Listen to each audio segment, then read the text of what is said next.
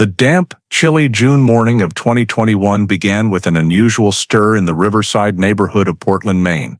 6 unmarked FBI vehicles quietly parked in front of a modest 2-story wooden house along the Saco River. Neighbors peeked through curtains, watching as agents in black jackets, marked federal agent, positioned themselves around the property. Inside, Michael Hale, 65, a retired police officer who had served in Belchertown, Massachusetts, was brewing his morning coffee, a habit he'd maintained for years after retirement.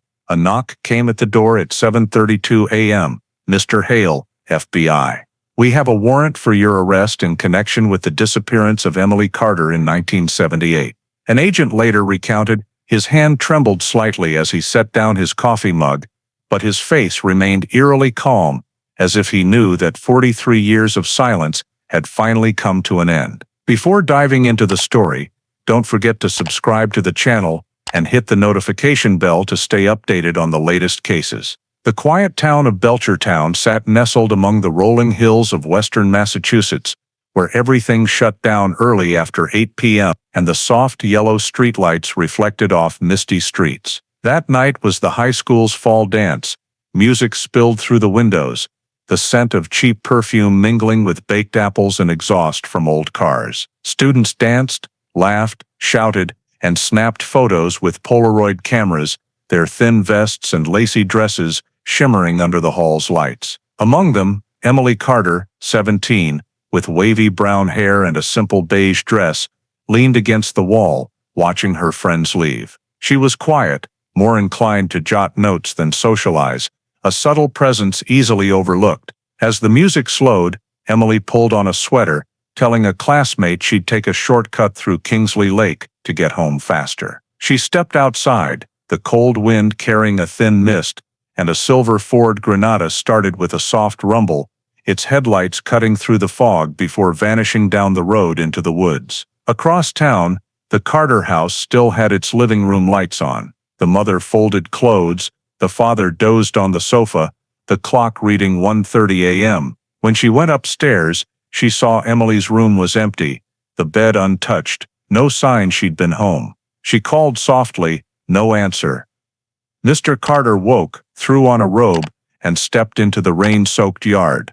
Their daughter's car wasn't in the garage, the spare keys still hung on the hook. Mrs. Carter dialed Emily's friends, her voice trembling as each said, "I haven't seen her." The house phone rang, its long chime echoing in the cold home. On the other end, the dispatcher scribbled quickly, the clack of a typewriter mixing with heavy breathing over the line. Outside, streetlights cast a pale yellow glow on widening puddles, reflecting the trembling Carter house in the wind. At 2:05 a.m., the dispatch log closed with a stark note, "Police notified. Missing."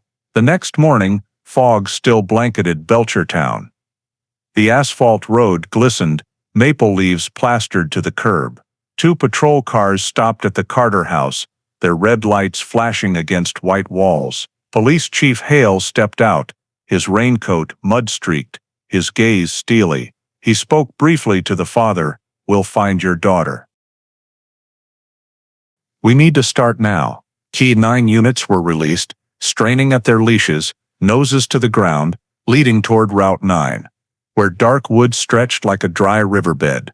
Dozens of volunteers with sticks, flashlights, and lanterns fanned out in a line into the forest near Kingsley Lake. The fog was thick, the air heavy with wet leaves and cold mud. Dogs barked, then fell silent. Each step sank into soft earth, the sound of water squelching from muddy hollows. At the forest's edge, Daniel Moore, the youngest officer, crouched, shining his light. 2 clear tire tracks, parallel and deep, pointed toward the lake. He measured their width and looked up, matches a mid-size car, maybe a Ford Granada.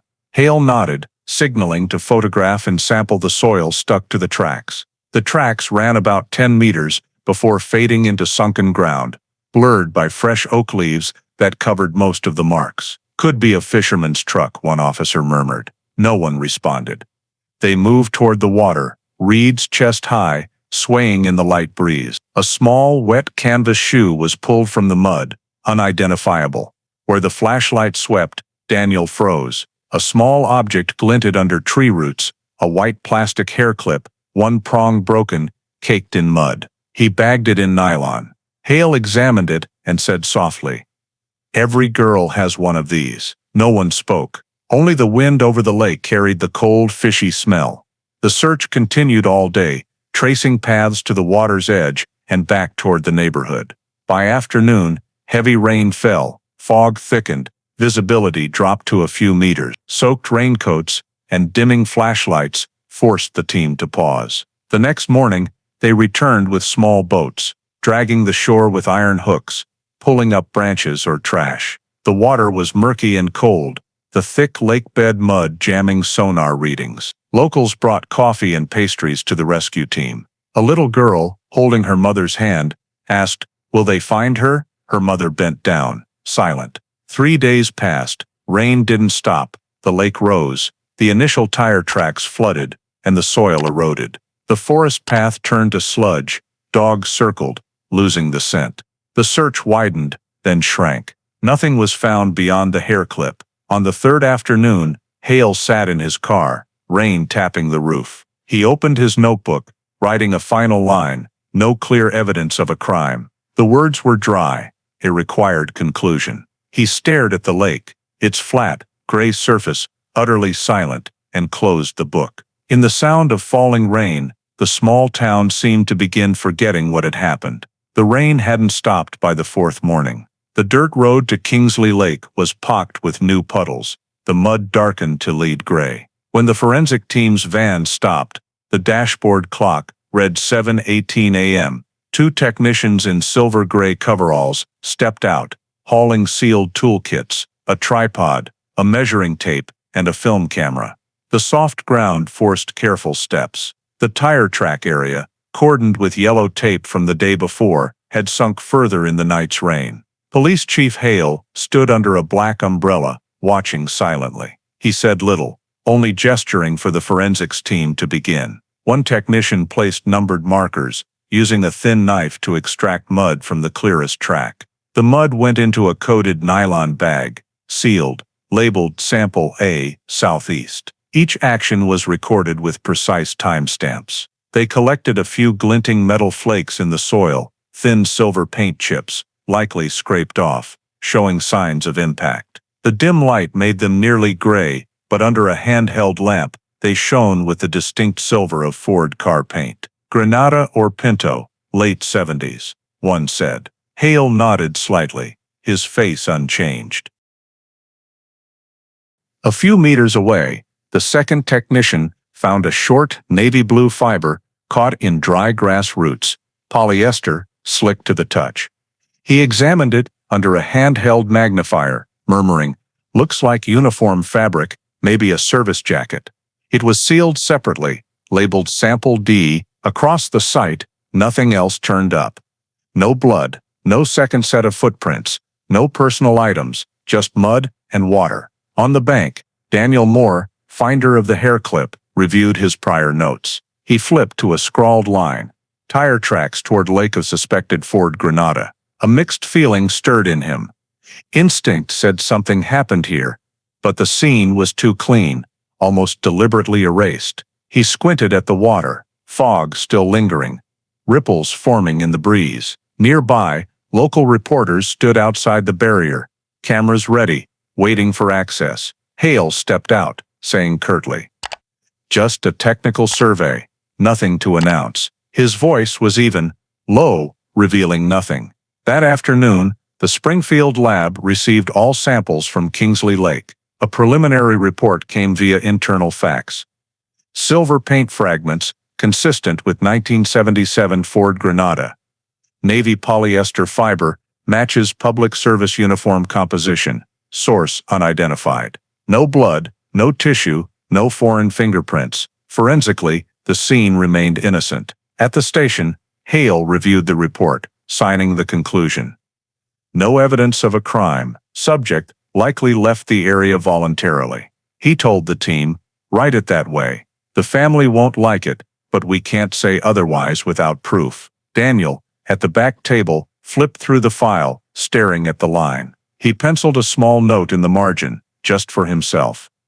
Navy fiber, possibly from uniform. Then he closed the book, knowing no one would read it. Outside, dusk fell over Belchertown. The streets dried. Kids biked over the wooden bridge, and shop lights flickered on. But in the evidence room, new nylon bags were filed in Cabinet 47, labeled in black ink, Carter Emily, scene evidence. The steel door shut, the lock clicking sharply. No one imagined that the silver paint, navy fiber, and dried mud, collected that morning, would sit untouched in that cabinet for over 4 decades. No one reopened it, no one asked, and the young officer's margin note faded, blurring like pencil on paper, until no one remembered it existed. 3 weeks after the search officially ended, Kingsley Lake returned to its usual stillness. Small fishing boats glided over the murky water, and locals stopped mentioning the missing girl. But on the first Monday of October, a man named Howard Briggs, from a farm north of the lake,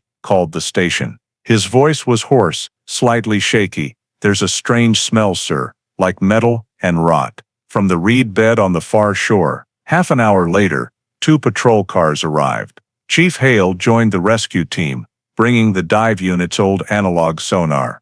They set up temporary barriers, marking the area Briggs indicated.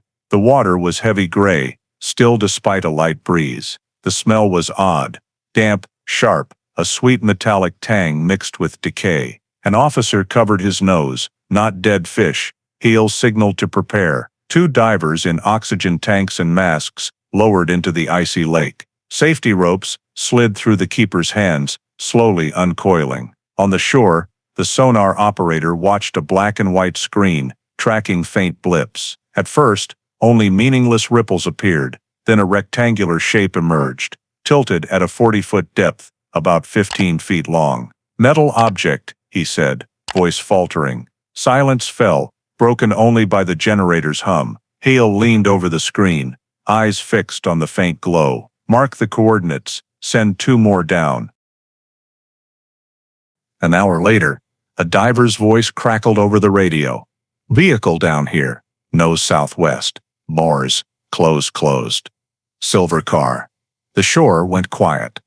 Hale took a deep breath, then said softly, "Granada, Ford Granada, matches the reported missing vehicle." The confirmation hit like a ripple on the water, cold and sharp. They prepared to recover it. A steel cable was lowered, hooked to the frame. The winch groaned, water frothed white, black mud, rising with the pull. Slow, heavy, no one spoke. When the car's nose broke the surface, dim light glinted off patchy silver paint. Mud streaked down the hood. The windshield cracked in a thin line. The license plate read MA 772 GK6. An officer whispered, "That's hers." A gust carried the smell of rust and decay. As the car was set on the shore, water poured from the door seams. Inside, a small figure slumped toward the window. Clothes intact, seatbelt fastened, long hair matted, draped over a beige sweater. No one dared open the door. Hale nodded silently. "Seal the vehicle. Don't touch anything." A technician draped a black tarp over it, the click of a film camera sounding rapidly. Reporters had arrived, flashes piercing the fog. Police barriers went up. Journalists shouted questions about the girl's name, age, circumstances. No one answered. An officer bowed his head, murmuring to himself. "We found her." Hale heard but said nothing. He stepped back, watching the now flat water, as if nothing had ever been below. At the Carter house, the phone rang in the gray afternoon. The mother sat by the window, holding a cold mug. When her daughter's name was mentioned, the mug slipped, shattering on the floor. Mr. Carter tried to stay calm, but his voice broke. "It's really her car?" "Yes." The voice on the line said softly, "And she's still inside." Word spread through town within an hour. The general store closed early. The small cafe stopped serving. People stared at each other in silence. At Kingsley Lake, light rain fell. The car, now fully tarped, was prepared for transport to the Springfield coroner's office. Headlights of the convoy reflected on the wet road, trailing away from the woods. When the last car vanished, the lake's shore stood empty, reeds flattened by the wind. The night patrol officer wrote a final note. "Object identified as Ford Granada, female body inside." search concluded. At the page's bottom, someone added in ink, "Case may not be over." But that line, like the last car's lights, faded quickly in the drizzling rain over the silent lake. The Springfield County Coroner's Office sat in an old brick building beside the hospital, its gray walls and foggy windows stark. When the tow truck arrived, the rain was still light. The steel door opened, the smell of rust and lake mud filling the air. The silver Ford Granada was brought into the main examination area, water dripping from its undercarriage onto the concrete floor. Dr. Laura Bennett, a tall woman in her 40s, hair neatly tied, pulled on nitrile gloves, and began a preliminary inspection. She said little, nodding to two technicians. "Full photos, don't touch the driver's seat," she instructed. A bright white light swept the cabin, reflecting off dried mud on the door and steering wheel. Under it, the body was clearer. A young girl slumped left, wet hair matted, skin pale gray. The seatbelt remained fastened across her chest. Dr. Bennett opened her notebook, voice steady and low. "Female victim, age 16-20, clothing intact, seatbelt secured, doors locked. No signs of robbery." She leaned closer, noting a faint purplish bruise circling from the back of the neck to the front of the throat. "Mark ligature," she said, her assistant marking it in red. The left forehead showed a slight concave swelling, possibly from impact with the door or wheel. The right hand's fingernails were intact, with small dark green fibers beneath. She extracted them with tweezers, sealing them in a plastic bag. "Send to DNA lab," she said quietly. As the body was moved to a stainless steel table, cold water drained from the hair and sweater, the lake's muddy smell filling the sealed room. Bennett began the autopsy, her scalpel moving carefully, precisely through cold skin. Notes: water in lungs, minimal. Victim deceased before submersion. She examined the head, left temporal bone fracture, 3-centimeter crack, cause of immediate unconsciousness. The technician scribbled constantly.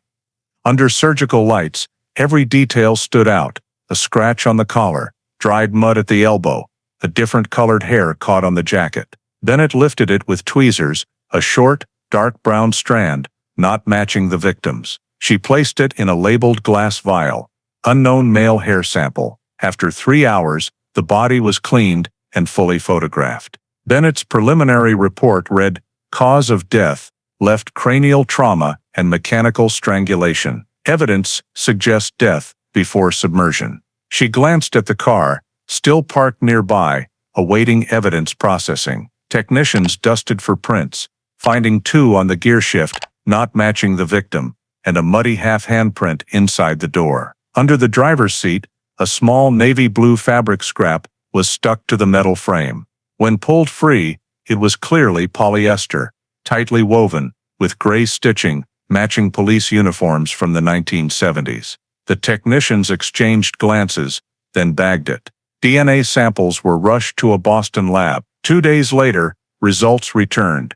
Unidentified male DNA, extracted from collar and driver's seat. Same source as the unknown hair. The coroner's office coded it UNMAS 7814. Bennett's final report, 9 typed pages, ended, likely death by violent act of another. Intent, undetermined.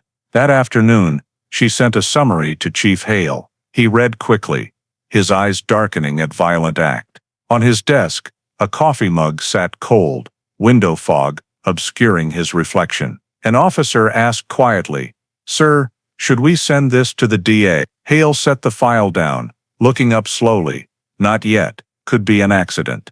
No witnesses, no motive." He folded the report, clipped it into a binder, and wrote in red on the edge, "Pending review." Dr. Bennett saw the note on her copy of the file. She said nothing, only adding to her personal log, "Insufficient lung water for drowning."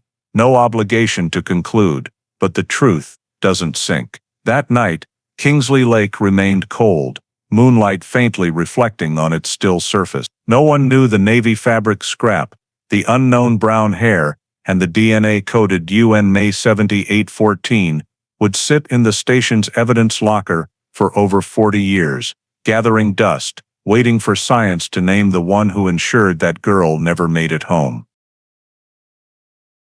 The small interrogation room at Belchertown's police station was on the second floor, its faded green walls lit by fluorescent lights, casting shadows on the tired faces of those called in. A week after Dr. Bennett's autopsy report was finalized, police began questioning those close to Emily Carter. First was Mark Davis, her ex-boyfriend, a lanky senior with curly hair, stammering nervously. He came with his mother, clutching a knit cap, face pale. The investigator asked, "Where were you the night of the dance?" Mark answered, "At a friend's house. I didn't see Emily. We broke up 2 weeks earlier." Asked why, he paused, then said softly, "She said I was too controlling, but I never touched her." His statement was recorded, cross-checked with friends, who saw him at a Denny's 7 miles away. His alibi held. He was released, though suspicious glances followed him out. Next was Sarah Mallory, Emily's co-worker at the town library. She kept her head down, voice barely a whisper. That night, Emily wasn't happy. She said she felt watched for days. I thought she was joking. The investigator looked up, noting it, then asked, "Did she say who was watching?" "No, just that a strange car parked near her house 2 nights in a row. Black, with a roof light, like an old police cruiser." The comment spread quickly in the next morning's briefing. Daniel Moore, the young officer, requested a check of patrol car logs, but records showed all vehicles accounted for. None were missing. The next day, they called Richard Cole, the school janitor. He remembered the dance night clearly, his last shift before retirement. "I saw a police car in the back lot, around 10:30, he said. "The driver was a young man, probably one of your trainee officers." Hale asked, "Did you see his face?" "No, too dark. But I'm sure it was a department car, plate starting with a 4, I'd know it anywhere." The room went quiet. Hale leaned on the table, staring out the window. After a long pause, he said, "Thank you. We'll verify." That afternoon, an urgent meeting convened among the officers. The autopsy confirmed death by violence. A witness placed a police car near the scene. Still, Hale said slowly, "No direct evidence, no fingerprints, no one saw an attack. We won't point fingers without certainty." His voice was low, firm, unyielding. Daniel watched him, sensing something elusive in that cool gaze, like a thick wall between the truth and what could be said.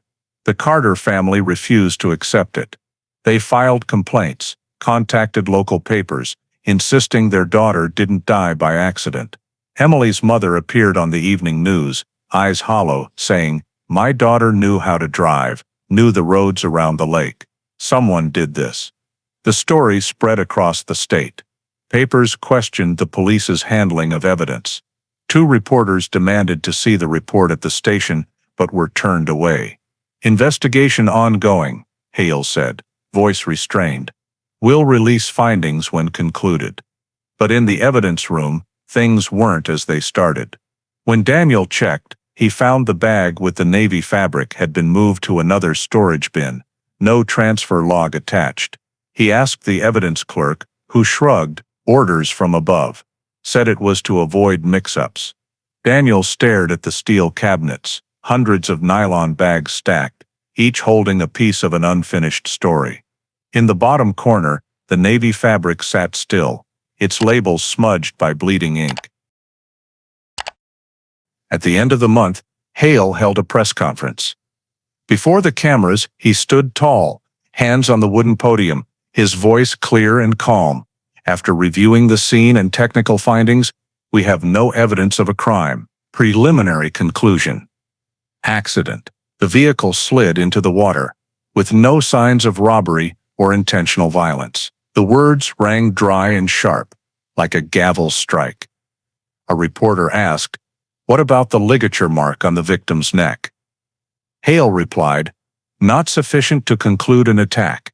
He bowed his head, left the podium, ignoring the rapid clicks of cameras behind him. That night, Daniel sat alone in the duty room. The desk lamp cast a dim yellow glow, the wind rattling the curtains. He reopened the case file, flipping to the page with Dr. Bennett's note. Likely death by violent act. He underlined it softly, then looked at the crime scene photo, the white hair clip on the ground, next to tire tracks leading to the lake.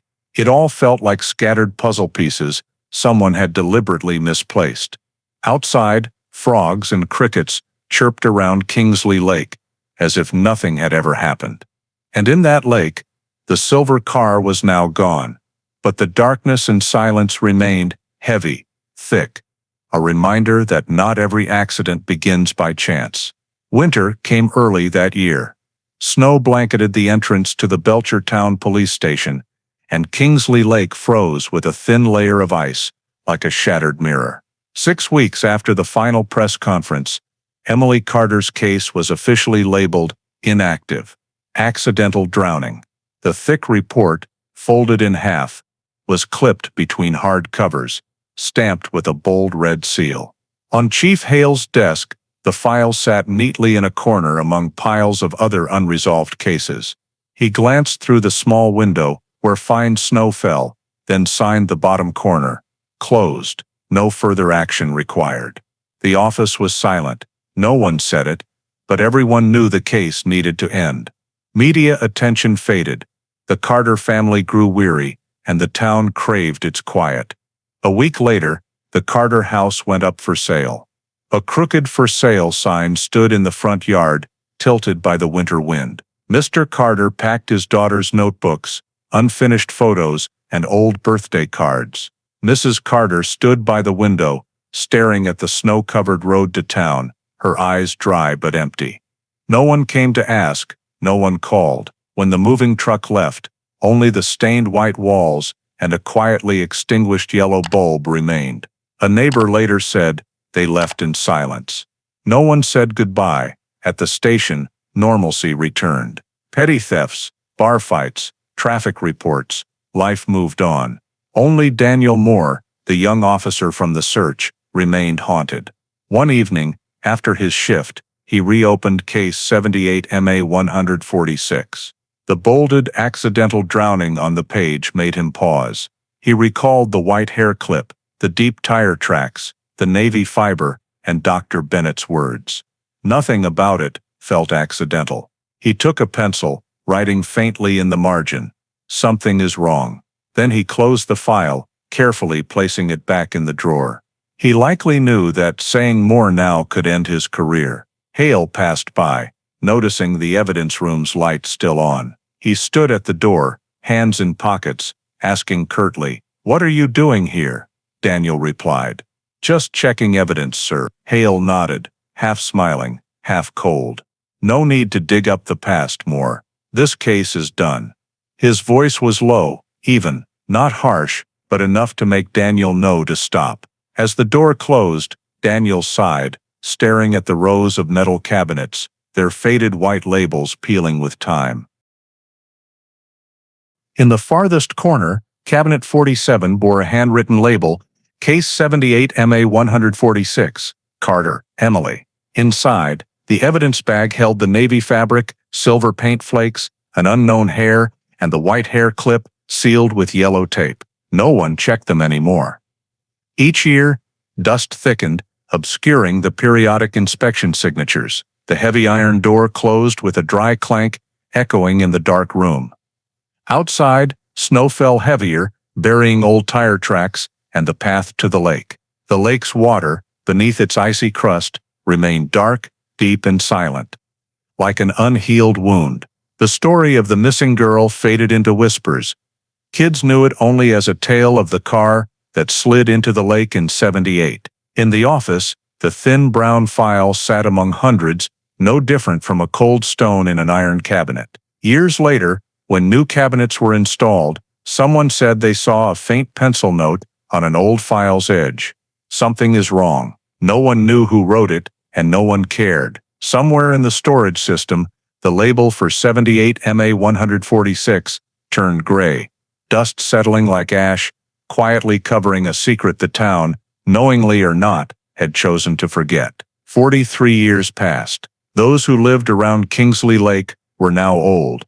Houses changed hands, and old stories became fragmented memories in long, quiet autumn afternoons. In 2021, Boston, Massachusetts, established the Cold Case Unit to tackle unresolved cases. One February morning, in the state's old archive, Inspector Alan Pierce, a lean man in his 40s, with a cautious gaze, sifted through dusty files. Thousands of cases sat stacked in cardboard boxes, each reduced to a few reports, faded photos, and a forgotten question mark. He randomly pulled a box labeled 1978, Case 78 MA 146. The label was faded, but the name Carter, Emily, was legible. Pierce pulled up a wooden chair, opening the thin file. The investigation report stated briefly, inactive.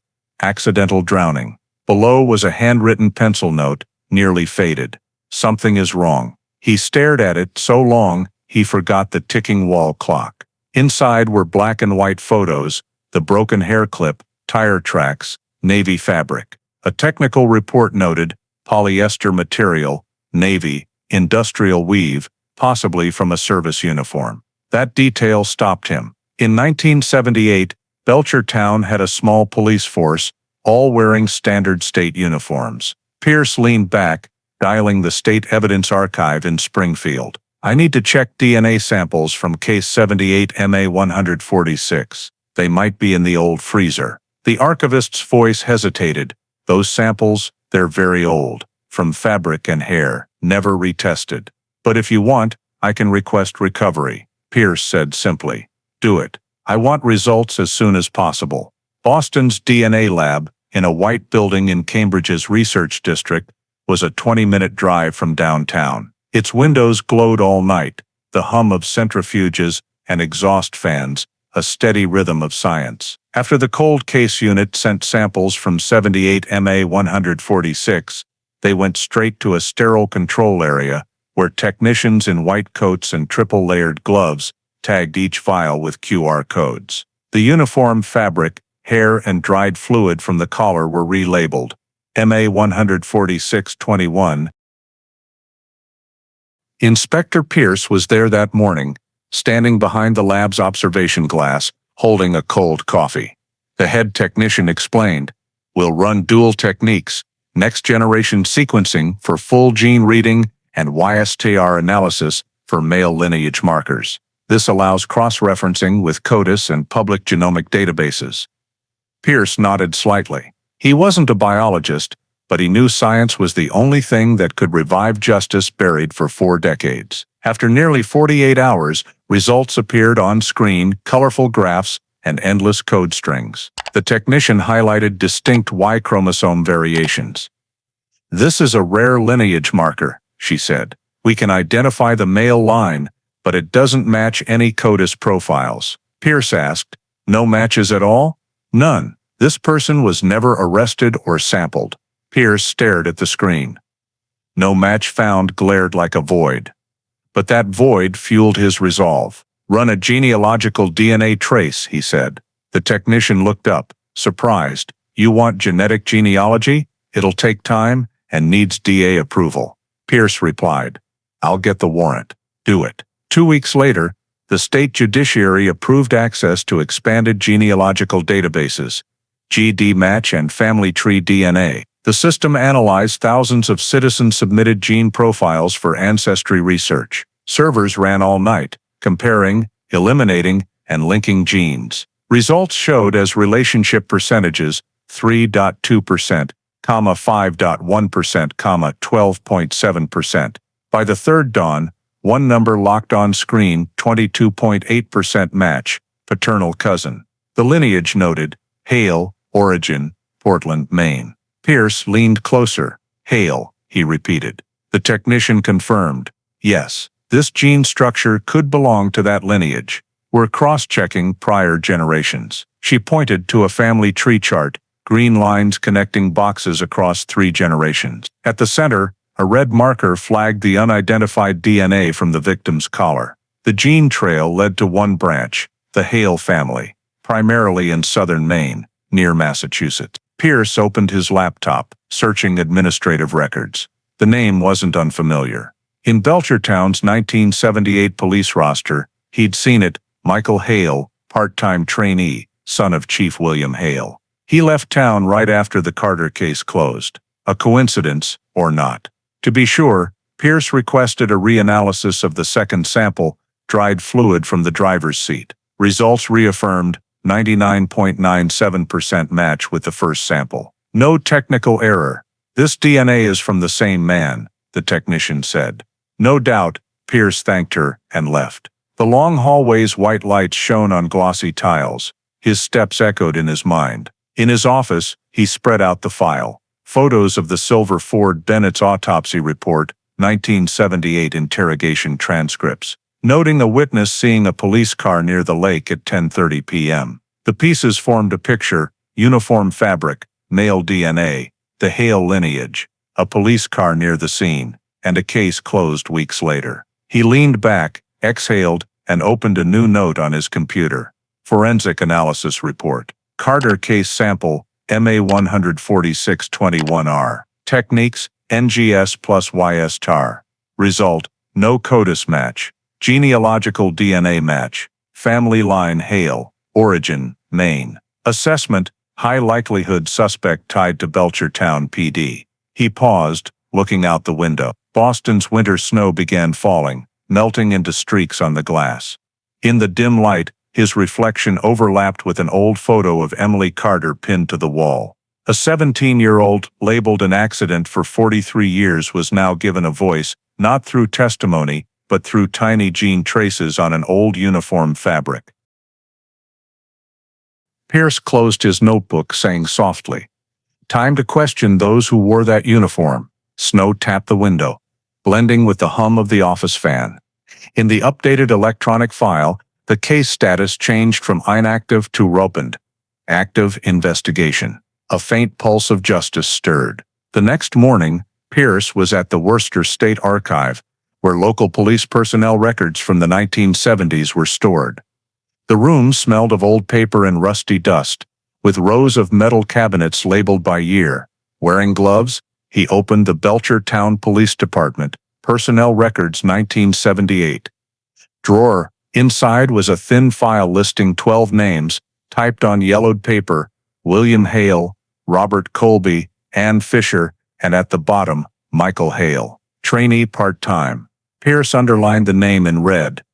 A margin note read, "Terminated, October 1978. No reason provided."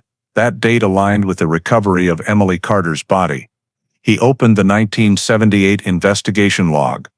Among the Kingsley Lake scene responders were Chief Hale and below, Officer Trainee M. Hale. The slanted clear blue ink stood out, but the next page, detailing specific duties, was gone. Only a clean tear remained, as if sliced with a paper cutter.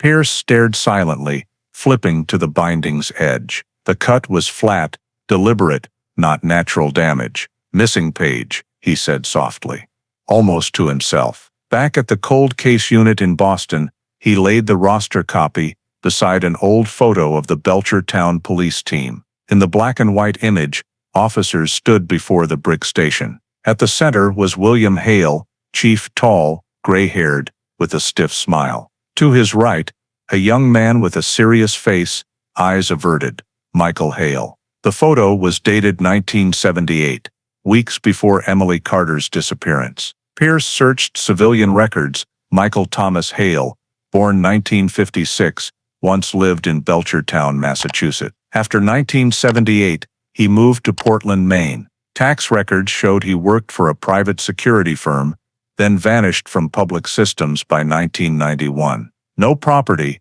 no new driver's license. A perfect gap. To confirm, Pierce called Belchertown's archive, requesting the original Carter case scene report. Brenda, a 40-year veteran clerk, answered, "That file was sealed in 1979. Accessible only to senior staff. I can look for a photocopy if it exists." An hour later, she emailed a blurry scan. Scene report, Kingsley Lake. At the bottom, M. Hale was signed, the handwriting young but familiar. The report ended mid-sentence. Noted condition of driver's side door, then stopped. No next page. Pierce zoomed in on the edge, The paper was cleanly cut at that line. He leaned back, thinking. A missing page signed by the chief's son wasn't coincident. He wrote in his notebook, "Scene report missing page. Deliberate cut. Verify signer. Michael Hale. Left town post 10-1978. Clear signs of administrative tampering." That afternoon, he met the cold case unit chief, Donna Whitaker. Pierce laid out the file, saying bluntly, "I believe the Carter case wasn't just a procedural error. There was systematic interference from within the local PD, specifically under the Hales." Whitaker frowned. "Do you have physical evidence?" Pierce nodded. "We have DNA matching the Hale lineage.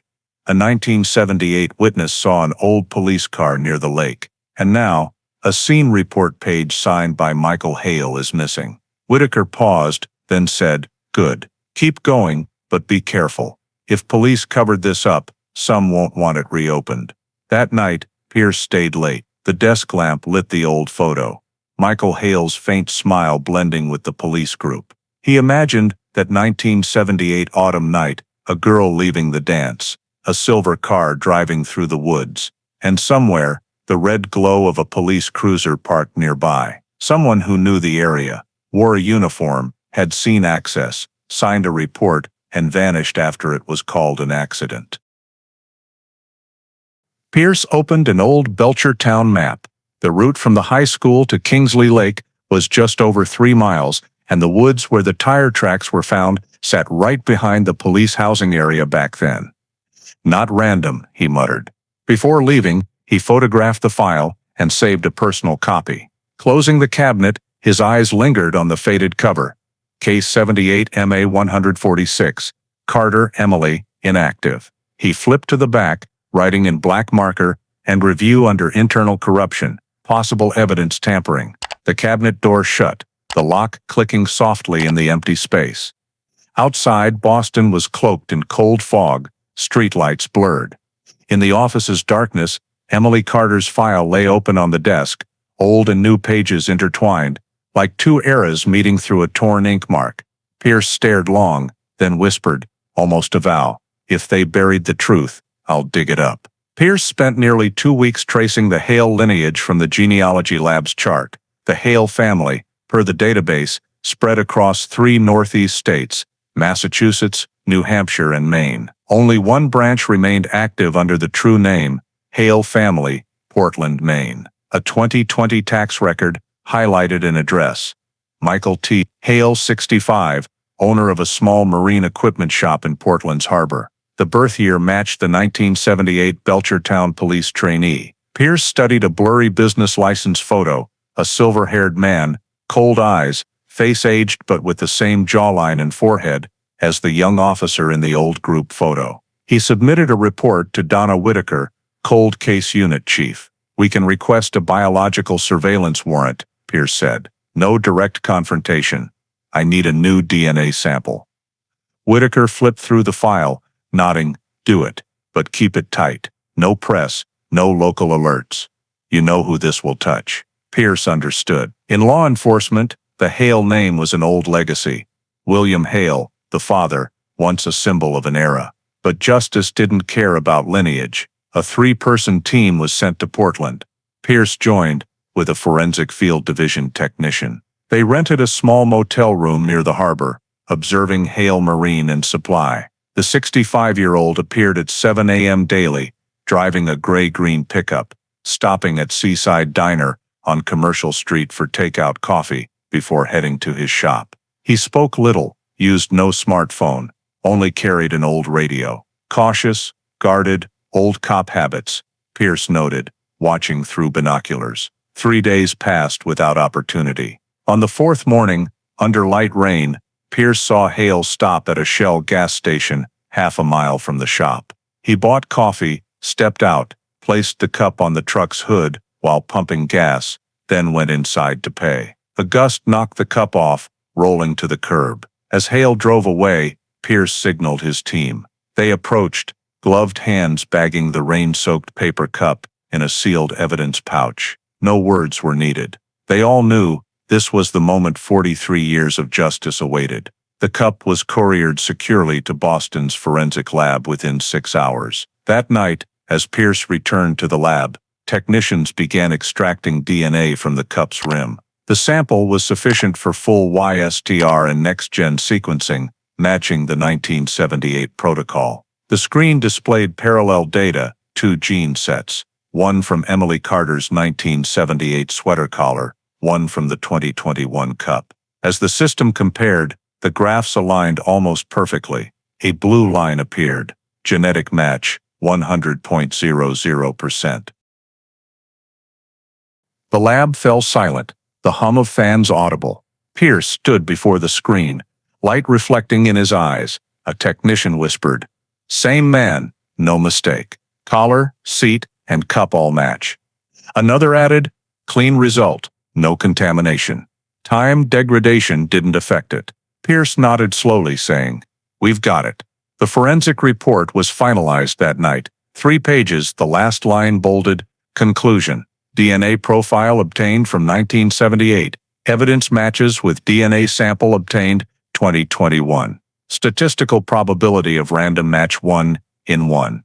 Interpretation. Same individual." Pierce brought the report into the command room, where Whitaker was on duty. She read it, looked up, her eyes heavy with a mix of gravity and satisfaction. "No way out for him now," she said softly. "When we arrest, it has to be airtight legally. I'll request the warrant tomorrow morning." Pierce replied, "We've waited 43 years, one more night won't hurt." He folded the file, placed it on the table, his hand trembling slightly, but his eyes blazing. On the drive back, light rain fell. He stopped his car by Portland's harbor, gazing at the dark water, lights shimmering on its surface. 43 years ago, it was water. Kingsley Lake's water, that swallowed Emily Carter and all evidence. Now, the tiny molecules left on her sweater had brought the truth back to light. Early the next morning, the arrest warrant was signed. A federal task force, with Maine police, quietly surrounded Hale's neighborhood. As he left his house, wearing a heavy coat and carrying his usual coffee thermos, 2 agents approached. "Michael Thomas Hale? Yes, that's me. You're under arrest for first-degree murder in the case of Emily Carter, Massachusetts, 1978. Hale froze, his face paling, the coffee thermos slipping to the pavement, shattering. A drop of coffee splashed onto his pant leg, small like a dried bloodstain. In Boston, Pierce got the call at 9:07 a.m. He said only 2 words. "Got him?" "Yes," came the reply.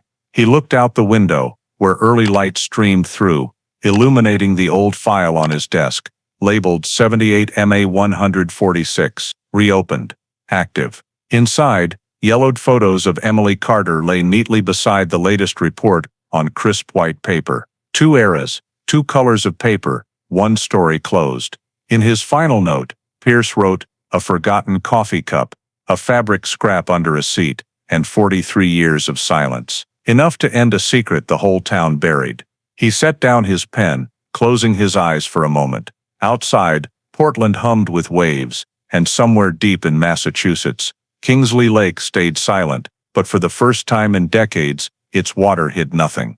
Portland's sky was gray, the cold sea spilling into narrow alleys. At 6:12 a.m., 3 unmarked vehicles parked 2 blocks from Michael Hale's house. The federal investigation team and Massachusetts Cold Case Unit worked in lockstep, each member briefed on every step. Inspector Alan Pierce sat in the back of a black SUV, eyes fixed on the white-painted wooden house at the street's end. A second-floor window was ajar, curtains swaying in the sea breeze. He took a deep breath, voice low. "Let's go." The door burst open with synchronized footsteps. 2 agents led, guns lowered but ready, breaching with a steel ram. The crack echoed through the neighborhood. The smell of sea salt mixed with old wood, the house dark except for a ticking wall clock. Michael Hale stood in the kitchen, in a gray wool coat, holding a steaming coffee mug. No flinch, no flight, just a cold gaze, as if he'd been waiting for years. Pierce stepped forward, reading the warrant, voice steady and clear. "Michael Thomas Hale, you're under arrest for first-degree murder of Emily Carter, Belchertown, Massachusetts, 1978. You have the right to remain silent. Hale didn't react, only gave a tired half-smile. As agents cuffed him, he said softly, "Just loud enough for Pierce. You're later than I expected." His voice was hoarse, tinged with mockery and fatigue. Pierce paused, locking eyes. "We arrived just when you ran out of places to hide." The house was thoroughly searched. The living room was tidy, books neatly aligned, no signs of panic. But in the basement, lit by a single dim bulb, they found a dusty old wooden chest. Inside, wrapped in brown paper, was a Massachusetts State Police uniform. So old the logo had frayed, but silver stitching on the collar matched the 1978 design. At the bottom was a small black leather notebook, pages yellowed, ink blurred. Pierce, gloved, opened the first page, scrawled handwriting, the first line. "Kingsley, don't tell." Everyone stood silent for a moment. No one spoke, only the sound of a forensic pen, noting evidence, personal journal, likely tied to 1978 scene. Pierce stared at the words, then gently closed and sealed it. "It's over," he said quietly, to himself. Hale was led out the front door. Neighbors gathered, filming, whispering. Was he a cop? Did he really kill someone? Media lenses rose, flashes cutting through the drizzle. Hale didn't bow his head or resist. His aged face, lined with wrinkles, held deep eyes lost somewhere far away. Pausing briefly, he met a reporter's question, "Why did you do it?" with a near whisper. It wasn't about her. Then he fell silent, letting police guide him away. In the car, flanked by two agents, his wrists cuffed, Hale stared out the window at dark trees and melting snow along the road. No one spoke. Only the dashboard radio played the morning news. A 65-year-old man arrested today for murder in Massachusetts' longest unsolved case. Pierce, in the front seat, listened without turning. When the convoy reached Boston, it was late afternoon. Hale was taken to the federal building, 5th floor, temporary detention. He remained calm, no outbursts, no denials. When security asked him to remove his shoes, he said, "I used to do your job, I know the drill." His voice was low, cold, carrying the faded arrogance of someone who once believed he'd never be caught.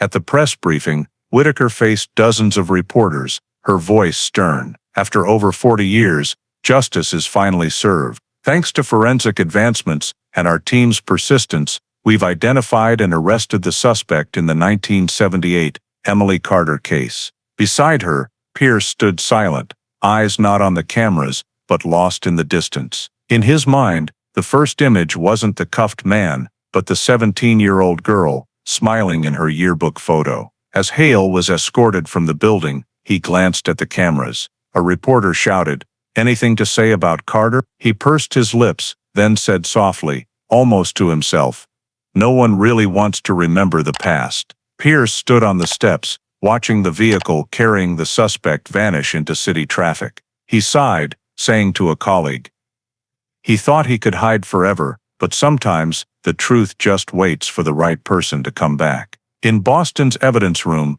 the old uniform and black notebook now sat in new nylon bags, labeled Evidence 78 MA 146, recovered 2021, primary suspect. M. Hale. Below the description, Pierce added a brief note, "Kingsley, don't tell. Now everything's been told." Outside, the rain stopped, leaving glistening streaks on the pavement. Wind from Boston Harbor carried a faint salt scent. In the silence, the old file pages seemed to close again, not by a police chief's pen, but by the seal of final truth. The 7th floor interrogation room at Boston's Federal Building was stark and cold.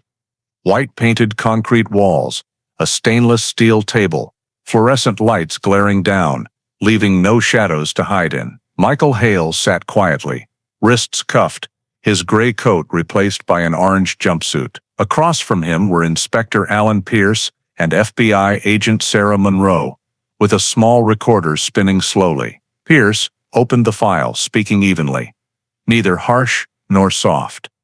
"We want to hear it in your words. What happened on October 12, 1978, at Kingsley Lake?" Hale looked at his thin, wrinkled hands, then up, his eyes deep and weary. He was silent for nearly a minute before speaking. I remember that night clearly, no way to forget. His voice was hoarse, slow, each word dragged from a distant memory. I was on evening patrol but left early. Passing the high school, I saw Emily's car in the back lot, its lights on. I knew her, talked a few times at the diner near the station. Pierce flipped his notebook, asking, she'd complained about being followed. Was that you? Hale met his gaze, unflinching. Yes, I often drove by her house. I knew it was wrong, but I was young, stupid, thought I could be a hero. She was sweet, kind, and I thought she liked talking to me. Sarah leaned in. That night, why'd you stop? Just to talk. She'd left the dance, and I saw her car head through the woods toward the lake. I flashed my lights, followed, meaning to say a few words. She stopped at the turn to the water. When I approached, she was scared, asked why I was following.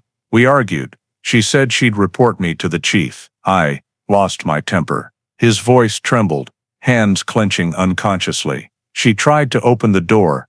I grabbed her arm to stop her. When she pulled away, her head hit the car doorframe hard. The sound was sharp. I knew something was wrong. She slumped, silent. I shook her. She wasn't breathing. He paused, closed his eyes, took a deep breath. I panicked. I was only 22, a trainee. I thought if I reported it, they'd say I killed her. I called my father. Pierce scribbled, voice cold, Chief William Hale.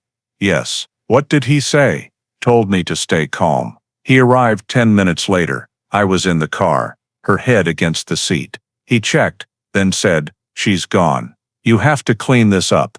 He moved the patrol car, told me to shift her body to the driver's seat, buckle her in. Then he said to push the car into the lake, to make it look like an accident. Sarah stared. You did it? Hale nodded. I got behind the wheel, started the engine, put it in gear, and jumped out as it rolled.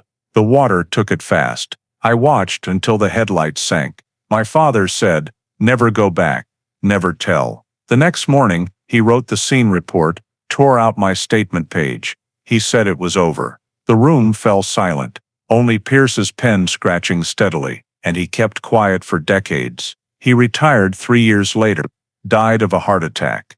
He took the secret with him. So did I. I thought I could live the rest of my life without anyone knowing. Hale bowed his head, voice dropping. But I was wrong. I saw her face in the mirror every morning. It never left. Pierce softened his tone. You know, pushing the car into the lake, erasing evidence, was deliberate obstruction. Hale gave a faint smile, not arguing. I know, I sentenced myself that night. You're just reading it out loud. He leaned back, the white light hitting his wrinkled face. His eyes glistened, but his voice stayed cold. My father did it for me. He didn't want my mistake to ruin his career. I thought it was the only way. But now, I think he was wrong. Pierce set down his pen, closed the file, signaling to pause the recorder. In the quiet minutes, he looked at the man who once wore a uniform, carried a gun, swore to uphold the law, but killed a 17-year-old and hid it for 4 decades. Why confess now? Nothing left to hold on to, Hale said. I waited my whole life for someone to come. I knew someone would return to Kingsley eventually. You just took longer than I thought. That evening, the confession was typed into 14 pages, signed by Michael T. Hale. Forensics reviewed every detail: car position, slide trajectory, left forehead trauma. All matched Dr. Laura Bennett's 1978 findings. The time of death, seatbelt condition, and seat traces aligned perfectly. No doubts remain. The final report stated, suspect's confession aligns with scene evidence, forensic results, and DNA data. Actions constitute involuntary manslaughter, with deliberate evidence tampering and body concealment under Chief William Hale's direction. As Pierce signed the file, his hand felt heavy. 43 years. A case thought drowned in the lake.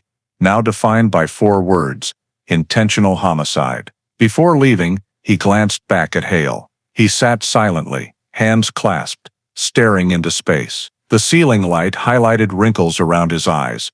Marks of age or guilt, no one knew. Sarah, beside Pierce, whispered, "Do you think he's truly remorseful?" Pierce replied, voice low like a breeze, "Doesn't matter. What matters is Emily finally heard the truth." The steel door closed, the lock clicking. In the empty room, the metal chair held faint warmth, and on the table, the 14-page confession lay open, its final line trembling.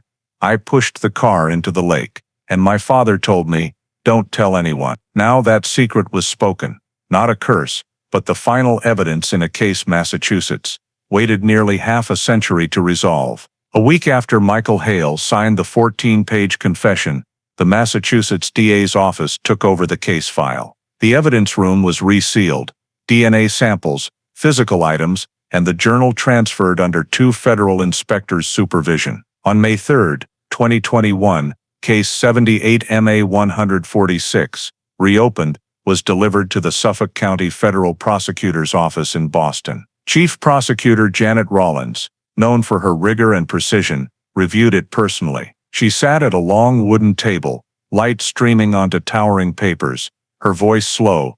"We have a perfect DNA match, a signed confession, linked physical evidence. After 43 years, this isn't doubt, it's proof." The room was silent. Rollins, gloved, opened each sealed bag. The faded white plastic hair clip, the old police uniform, navy fabric with silver stitching, the black leather journal with Kingsley, "Don't tell," and the DNA sample labeled MA 14621R. 2 forensic technicians confirmed an unbroken chain of custody. The evidence list comprised 23 items, clearly numbered: 1. Male DNA sample. 2. Driver's seat DNA sample. 3. Navy fabric from under seat. 4. Dark brown male hair. 5. Black leather journal. 6. 1978 Massachusetts police uniform. 7. 23. Reports, scene photos, original forensic reports, Hale's confession, and Dr. Laura Bennett's corroborating copies. As Rollins signed the first page of the preliminary indictment, the text read, "Commonwealth of Massachusetts v. Michael Thomas Hale charges, matter in the first degree, tampering with evidence and obstruction of justice below." She added, "Additional charges reserved for prosecution, conspiracy to obstruct justice regarding former Chief William Hale." An internal press briefing followed that afternoon. Pierce, who led the investigation, sat in the front row, silently observing. Rollins spoke firmly. "We're not just prosecuting an individual, we're prosecuting a system that lets silence prevail. This case will be tried publicly. I want everyone to remember, justice has no statute of limitations." In the following days, lead prosecutor Thomas Avery and the forensic team compiled an evidence timeline spanning 1978 to 2021. Each point was linked by proof. 1978. Tire tracks, hair clip, Bennett's original forensic report. 1979.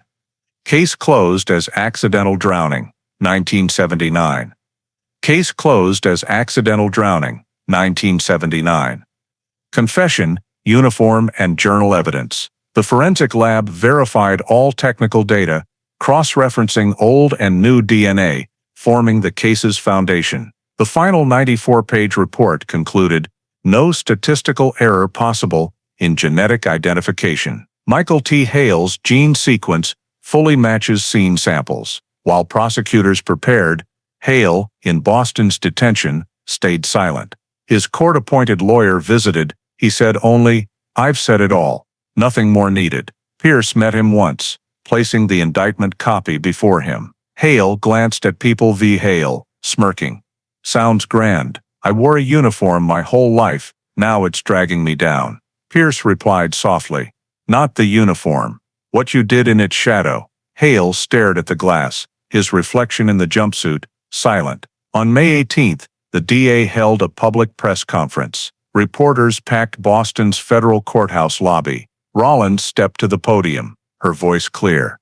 "After 43 years, the Emily Carter case has an answer. We've charged Michael Thomas Hale with first-degree murder and evidence tampering. This isn't just a forensic victory, it's proof justice can wait but never fades." Behind her, A screen showed a misty Kingsley Lake, the case's origin. Pierce stood in the corner, hands in his coat pockets, gazing at the image. Amid the camera clicks, he recalled Hale's first words when arrested. "You're later than I expected." Yes, justice arrived late, but not lost. That night, he returned to the cold case unit, where the old file sat on his desk. A new cover bore a red stamp, referred to prosecution. He opened the first page, seeing the young officer's faded note. "Something is wrong." Pierce nodded, whispering to himself.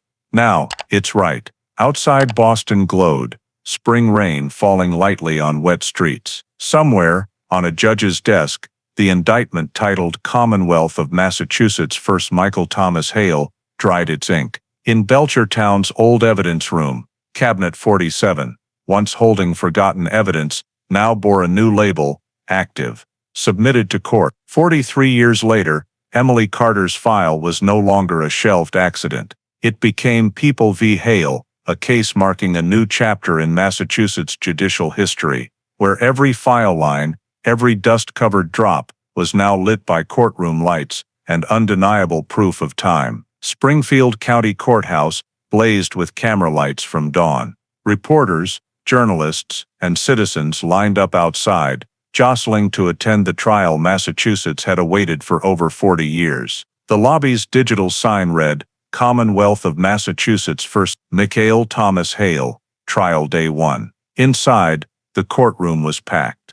The air was thick, taut like a wire before a shot. In the front row, Inspector Alan Pierce sat silently, clutching the old notebook with "Something is wrong." Before him, at the defendant's table, Michael Hale stood, weary but upright, in a worn gray suit, hands on the wooden table. He scanned the room, his calm gaze chilling, as if he'd long prepared for this morning. Judge Edward J. Carlson, veteran of major state cases, entered, his gavel striking 3 times. "Court is in session." His voice was hoarse, firm. The room fell silent. Prosecutor Janet Rollins stood, beginning, "Ladies and gentlemen of the jury, this case isn't just about a 17-year-old's death. It's about silence. Silence of power, fear, and time. But science doesn't fear. DNA doesn't lie." She pointed to a large screen behind, a 3D rendering of Kingsley Lake, on October 12, 1978. The digital image showed a narrow dirt road, misty oak woods, the silver Ford Granada stopping, then sliding into the lake. Below, a timeline graph detailed car speed, terrain angle, all built from forensic data and old scene photos. "This," Rollins said, "is the moment Emily Carter lost her life. Not by accident, but by the hand of the man before you." The prosecution presented evidence. Boston's DNA lab was called, and expert Dr. Marjorie Kwan took the witness stand. She displayed slides of parallel gene sequences, one from the victim's sweater collar, one from the 2021 coffee cup. The colored waves nearly overlapped. "The statistical error for this match," she said, voice firm and clear, "is 1 in a quintillion. If humanity had a quintillion people, only Michael Hale would match. No mistake." The courtroom buzzed. Rollins nodded. Turning to the jury, DNA spoke for justice. Next came physical evidence. Forensics presented the old police uniform, sealed in clear nylon. Light glinted off frayed silver stitching at the cuff. "This is the uniform Hale wore that night," Rollins said. "And this," she held up the aged black leather journal, "is his confession, in his own hand. Kingsley, don't tell." A murmur swept the room. In the back row, a silver-haired woman, Mrs. Carter, Emily's mother, covered her mouth, tears streaming down. When it was the defense's turn, attorney Peter Lang, seasoned in murder cases, stepped forward. He began calmly, "No one denies a mistake happened that night. But we must distinguish between accident and crime. Michael Hale, 22, panicked. He had no intent to kill. Miss Carter fell. Her head struck the car door and died instantly.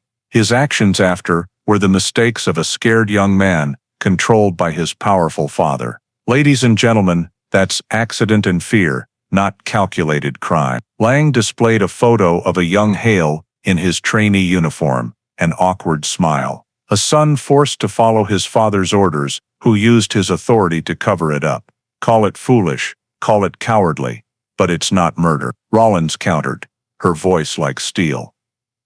Your Honor, if it was an accident, why drag the victim's body to the driver's seat? Why buckle her seatbelt, start the car, push it into the lake, and write, "Don't tell"? Accidents don't need cover-ups. But he chose to hide it, chose to let that girl lie in cold mud for 43 years. That's not panic, that's a crime. Over 3 days of trial, every word, every image seared into the jury's minds. Pierce was called as an investigation witness. When the prosecution asked, "Do you believe this was an accident?" he answered simply, "No."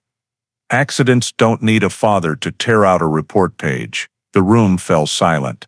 Hale sat motionless, his gaze empty. On the fourth day, both sides rested. Judge Carlson ordered the 12-person jury to deliberate. For 4 hours, the courtroom held only the clock's tick and wind through window cracks. Mrs. Carter sat in the audience, clutching her daughter's old knit scarf. Pierce stood behind, unmoving.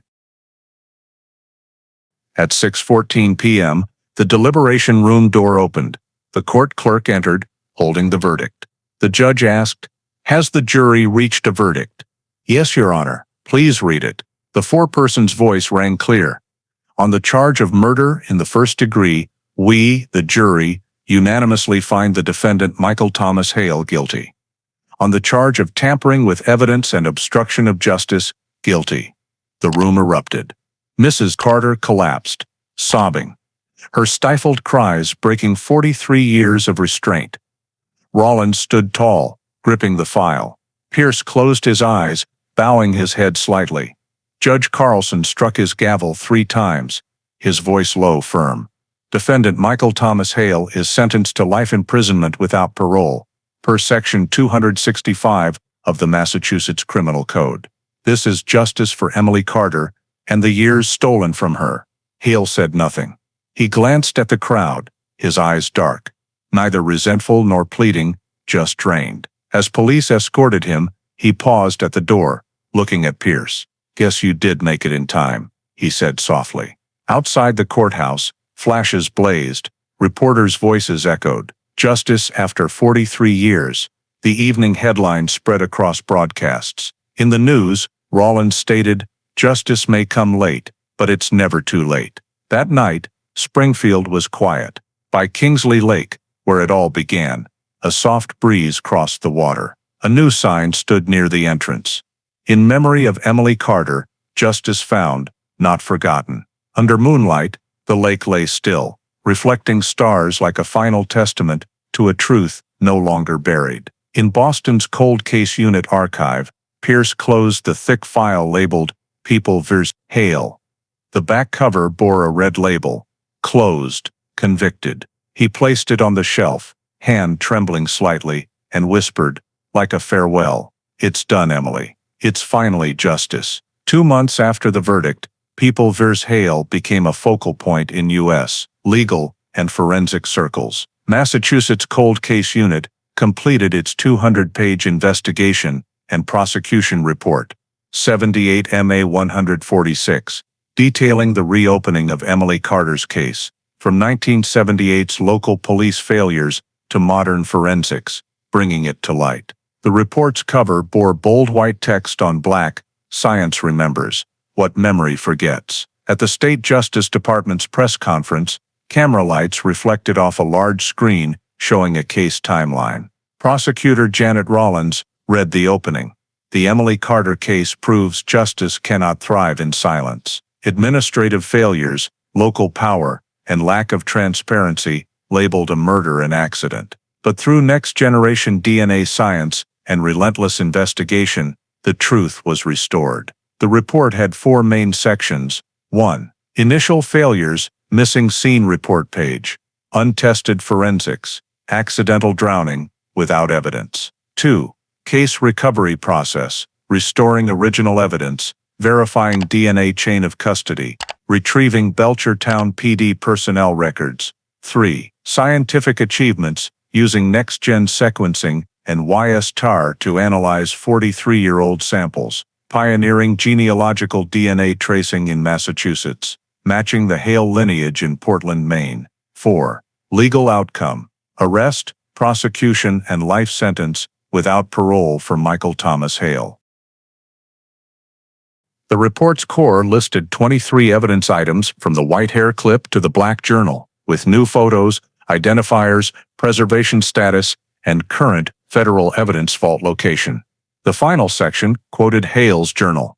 Kingsley, don't tell. Below, the investigation team noted, what was hidden led to the truth. A key section detailed forensic work.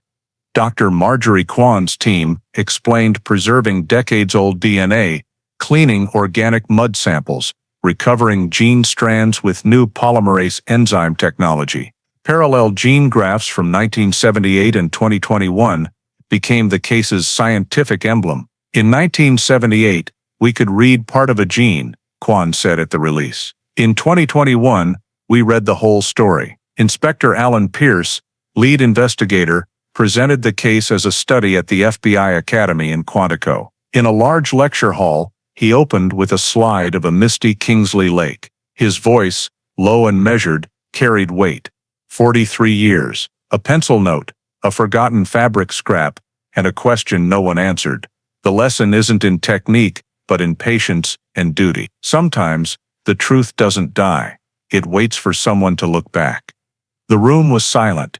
The final slide read, "Science remembers what memory forgets." Months later, the report was published publicly, becoming a model for national cold case training. Major outlets: the Boston Globe *, the Washington Post, Forensic Science Today, quoted Pierce's closing line as a symbol of a new forensic era. At Boston's cold case unit, Pierce stood by the window, overlooking Tremont Avenue's traffic. On his desk, the report sat bound in leather, gold label, Case 78 MA 146, closed. He touched the final line, whispering, "Science may not mourn, but it knows fairness." He turned off the light, leaving the room in faint sunset glow, where a case thought lost to time ended with the one thing that never fades: truth. Emily Carter's story and its near half-century quest for justice is more than a case. It mirrors today's American society, where justice can arrive late but still be found if people persist in truth. The story shows two sides of the system: the darkness of power and abuse, when Chief Hale used his position to distort the investigation, labeling a crime an accident, and the light of people like Alan Pierce, Dr. Laura Bennett, and silent DNA technicians restoring old evidence. They represent a new America, where science, professional ethics, and transparency are replacing silence and fear. In reality, Americans still see decades-old cases, from the Golden State Killer to the Gilgo Beach murders, solved by new DNA technology. But technology, however powerful, can't reclaim justice alone if people don't confront past mistakes. From Emily Carter's case, we learn the truth never vanishes. It waits for someone brave enough to unlock the cabinet. Society progresses only by facing old wounds, as Massachusetts Judiciary Committee did. This lesson is for every American today: believe in truth's value, question when something feels wrong, as the young officer wrote in 1978. Something is wrong. Justice isn't just in the law's hands, it starts with each person's conscience. If you believe justice, even late, is worth finding, subscribe to the channel to join us in uncovering secrets time has hidden. Thank you for following Emily Carter's case. See you in the next story, where truth rises from the dark again.